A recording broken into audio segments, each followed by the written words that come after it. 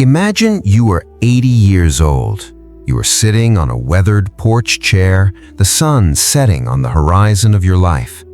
You look back at the decades that have passed, not as a movie of triumph, but as a highlight reel of what-ifs. The girl you didn't talk to, the business you didn't start, the anger you held on to for too long. Does that image terrify you? It should, because for most men, this isn't a nightmare, it is a statistical probability. But what if you could cheat time? What if you could steal the wisdom of the dying and the ancient sages to rewind your life right now, while you still have the strength to change it? Welcome to INVICTUS X.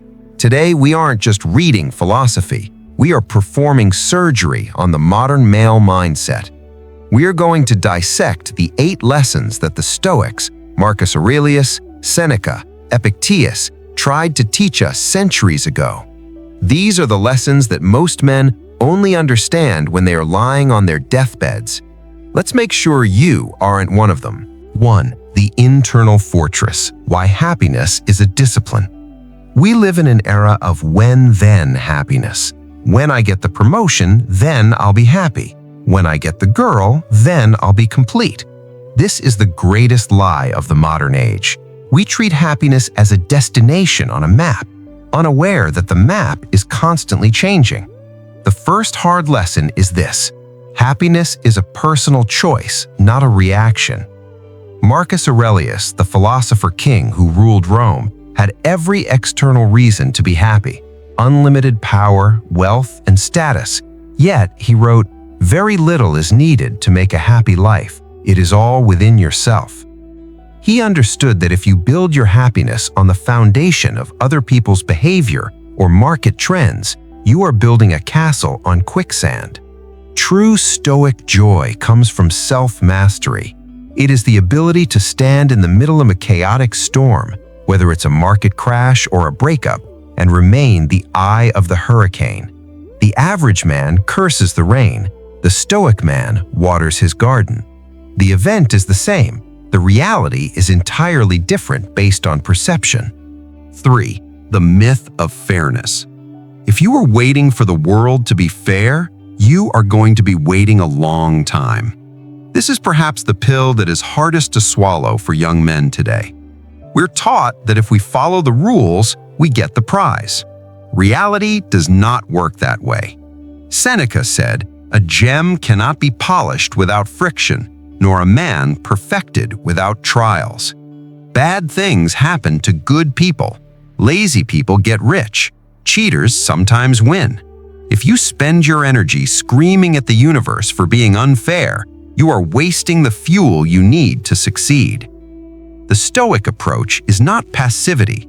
It is aggressive acceptance. It is looking at the hand of cards you were dealt. Maybe it's a pair of 2s while the other guy has aces, and saying, "Okay, how do I play this hand to win?" Stop looking at the obstacle as a mistake. The obstacle is the path. 4. The danger of safety. Risk versus regret. There's an insight found on Glass regarding the top 5 regrets of the dying, a concept popularized by palliative care nurse Bronnie Ware. The number 1 regret? I wish I'd had the courage to live a life true to myself, not the life others expected of me. This aligns perfectly with our 4th lesson, the risk of not taking risks. We are biologically wired to seek safety, but in the modern world, safety is often a slow death of the soul. Staying in a job that drains you is a risk. The risk of waking up at 60 realizing you wasted your prime. Not speaking your truth is a risk. The risk of being surrounded by people who don't know the real you. Seneca reminded us that things aren't difficult because we don't dare. They are difficult because we don't dare. Action strips away the fear.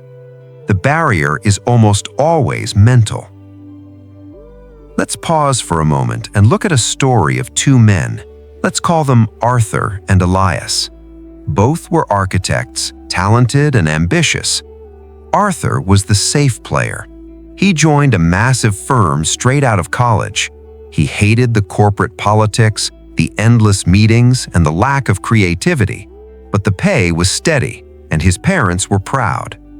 "I'll do this for 10 years, he told himself. "Then I'll start my own studio." But 10 years turned into 20. The golden handcuffs got tighter. He bought a house he couldn't afford and a car to impress neighbors he didn't like. At age 55, Arthur was a senior partner, wealthy, and clinically depressed. He had spent his life climbing a ladder only to realize it was leaning against the wrong wall. Elias was different. He studied the Stoics. He understood that time was his only true currency. At 25, he quit the big firm to apprentice with a sustainable builder. He made half the money Arthur did. He drove a beat-up truck. People called him foolish, but Elias was building a life, not just a resume. He took risks. He failed twice, going nearly bankrupt, but because he viewed obstacles as lessons, lesson 3, he adapted. By 50, Elias didn't just have a business, he had a legacy. He had a craft he loved and the freedom to pursue it. Arthur arrived at the end of his life safely. Elias arrived at the end of his life skidding in sideways, worn out, scarred, but smiling, having thoroughly used up every bit of his potential. Which man do you want to be? 5. The power of presence. Most men are time travelers. They spend their days reliving the embarrassing moment from 2013 or stressing about the presentation in 2026. Meanwhile, the coffee they are drinking, the wind on their face, the child asking for their attention, it all goes unnoticed. Epictetus asked, "How long are you going to wait before you demand the best of yourself?" To demand the best of yourself requires you to be here. You cannot perform at your peak if your mind is elsewhere. Presence isn't just a spiritual woo-woo concept. It is a performance enhancer. When you are fully present, you listen better, you work sharper, and you love deeper. 6. Overthinking is a cage. We are the most anxious generation in history because we have infinite information and limited action. Overthinking is the art of creating problems that don't exist.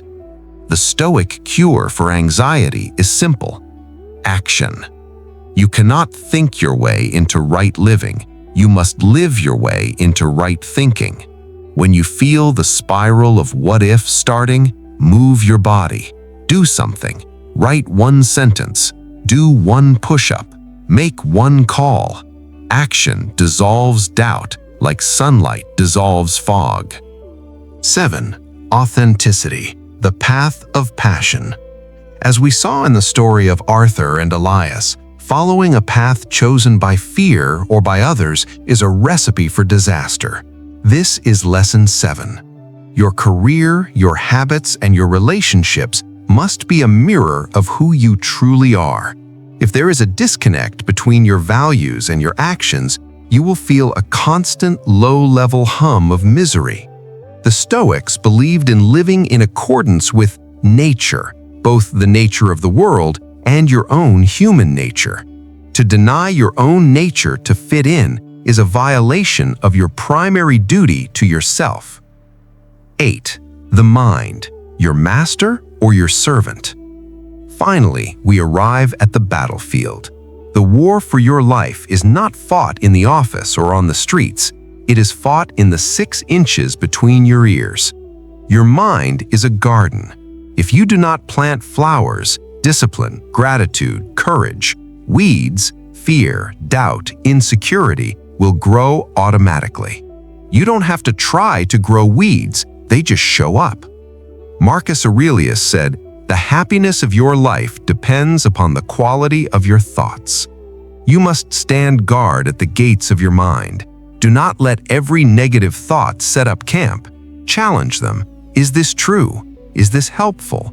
If not, discard it. You are the thinker, not the thought. These 8 lessons are not just philosophical concepts, they are a survival guide for the modern man. We live in a world designed to distract us, sedate us, and sell us things we don't need. To walk the path of the Stoic is to rebel against that mediocrity. It is to say, I will control my own happiness. I will embrace the temporary nature of life. I will take the risks required to be great. Don't wait until the sun sets on your life to realize you should have done things differently. The wisdom is here. The time is now. INVICTUS X is more than a channel. It is a brotherhood of men striving for this very clarity. We want to hear from you. Which of these 8 lessons hit home the hardest? Are you an Arthur, sticking to the safe path? Or are you ready to be an Elias? Share your story and your habits in the comments below. Let's build a community of men who refuse to learn too late.